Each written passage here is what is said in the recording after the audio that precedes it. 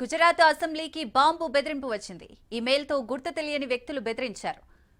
ప్రస్తుతం బడ్జెట్ సమావేశాలు జరుగుతున్నాయి. అయితే ఇవాళ సమావేశాలు ప్రారంభం కావడానికి ముందే ఈ మెయిల్ వచ్చినట్లు తెలిసింది. అసెంబ్లీ కాంప్లెక్స్ లో బాంబును అమర్చినట్లు బెదిరింపులో తెలిపారు.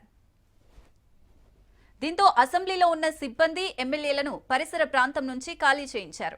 బాంబు బెదిరింపు సమాచారం రావడంతో పోలీసులు అసెంబ్లీకి వచ్చి పేలుడు పదార్థాల కోసం సోదాలు మొదలుపెట్టారు.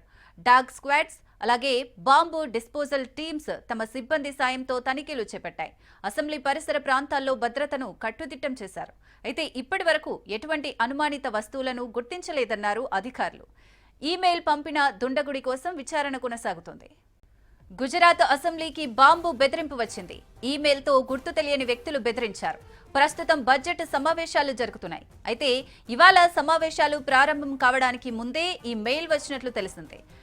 అసెంబ్లీ కాంప్లెక్స్ లో బాంబును అమర్చినట్లు బెదిరింపులో తెలిపారు. దీంతో అసెంబ్లీలో ఉన్న సిబ్బంది ఎమ్మెల్యేలను పరిసర ప్రాంతం నుంచి ఖాళీ చేయించారు. బాంబు బెదిరింపు సమాచారం రావడంతో పోలీసులు అసెంబ్లీకి వచ్చి పేలుడు పదార్థాల కోసం సోదాలు మొదలుపెట్టారు.